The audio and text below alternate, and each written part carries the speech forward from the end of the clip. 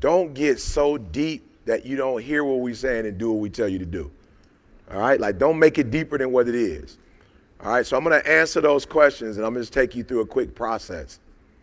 So again, when I first got up yesterday and started talking, the first thing I really shared with you when I started sharing principles was what?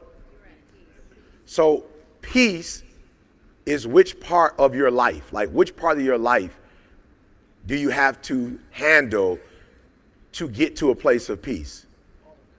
Say it again. Okay, home. You say home? Yep. Let's go deeper. So you use the word spiritual. That's good, broad, but spiritual. What else? Okay, so when you hear the word peace, you hear the word gentle, joy, like that. So that, watch it. That's character. All right, you get to a place like you're not screaming, hollering, arguing. That's your character. So the first thing I try to teach people, the first thing you have to deal with if you're going to build a foundation is you got to start with a solid one. So you start with your character, right? So when you start talking about the past and how the past affects the future, that's a character issue. That's saying there's a part of your character that you didn't fix. Why? Because you're talking about the past. So if you're talking about the past, that means that there's something in your character you didn't do. Now, here's what America tells you to do, and it's really a setup for failure. And they want you to be set up for failure because they make money off of you when you're not whole, when you're not healthy. All right, I'm whole. So I drive one car. I still live in a 2,300 square foot home because my character is intact. So I know people who living in a 2-8, and there's nothing wrong with living in a nice house, but there are people living in a house that they can't afford because they're trying to impress a group of people who don't even like them. That's a character issue. What's the issue? You have affirmation problems. Something happened in your life where the people who were supposed to be there to take care of you didn't take care of you the way you thought they should take care of you. So now you need to be affirmed by people you don't even know. So you got to fix your character first because it doesn't make a difference how much money you make. If your affirmation is not in order, you'll get the money and spend it all to impress people, right? So when you start saying stuff like that, this is deep, all right? So I'm going to answer Terica's question. So watch this. So when you say, all right, I got to slow down. So the first one is character, all right? The second thing we talked about, what was the second thing we talked about? I said, in order for you to be rich, you have to do what? You have to add value, right? So I told you there's a way to know in the relationship if you're adding value, right? There's a way to know, right? Let's just use this number. I'm not saying it is right, but just watch me. 50-50, all right? Now, that's not the truth, but 50-50 would be what kind of relationship? Symbolically, what kind of relationship would that be? It would be an equal, right? But in a lot of our relationships, it's 80-20, which means that somebody's doing what? And then somebody's doing what? Okay, good. So somebody's giving more, somebody's taking more. When you hit 50-50, right? So watch this. I told you, get your character right, then add more value than you take. So when you start saying stuff like, okay, I'm sorry, if you are a taker, then that means you're being, what's the root of that? That means you're being what? Selfish. So when you're being selfish, that just means you're looking out for whose interest? Yours. That's why you selfish. Because you're looking after self. You're not thinking about that other person.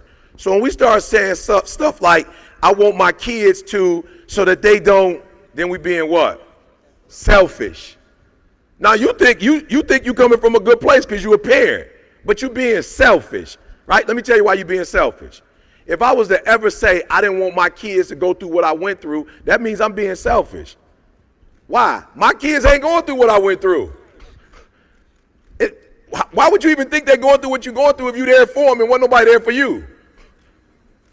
So you're thinking about your life and what happened in your life, and you don't want them to do what you did. They couldn't do what you did if you wanted to because you're not even giving them an opportunity to do what you did. You're being selfish. You focusing on your past and what happened to you. You're not focusing on their future. So you telling them, I'll never forget one day I had a conversation with my son, and my son was like I'm not trying to be disrespectful. He was like early 20s. That's, you know what I'm saying? Like males, early 20s, you know, it's weird because it's like you think you grown, but ain't nothing about you grown, right? So my man, you know, my elders used to say, you smelling yourself. That's what my elders call it, right? So my son was at that point where he was smelling himself. But I respect what he was doing. I'm like, oh, I got it. And so I had a conversation with him and was like, boom, boom, boom, boom, boom. And he was kind of like, what? Have you lost your mind? You telling me to do what? He said, you was homeless. I wasn't. Like, Dad, I'm not trying to be disrespectful. You talking about some homeless stuff. I ain't never been homeless. So you telling me that I need to do X, Y, and Z? Only a person who was homeless could do that. I'm not trying to be disrespectful, Dad, but you had me in college and I didn't even have to pay to go to school. I was driving a 745 Li my sophomore year in college. I'm traveling with the basketball program, Dad. I wasn't homeless. So you asking me to do something that you didn't even raise me to do. You talking about your past and your experience. You put me in schools where I never had to fight. So you want me to be, how you want somebody to fight that never fought? I'm just being real. You want somebody to be like grit and grind and resilient. But you put them in a school district where they never had to have a fight. How am I supposed to fight when you didn't give me an opportunity to fight? You're talking about your life when you grew up in Detroit and you was going to school and having to fight. We didn't have that. So I'm not trying to be disrespectful, but if it's something you want me to do, you're going to have to help me because you never put me in a position to do the stuff you're talking about doing. And it hurt as a father, like, whoa, I did. I stopped you from fighting because I used to have to fight, and I didn't want you to go through that, but that really did make me who I am today. So I'm asking Jalen to be that when you want to succeed as bad as you want to breathe. He said, I don't even know what a FAFSA is. My boys talking about FAFSA. I don't know what they talking about. I ain't never went online and took out no student loan.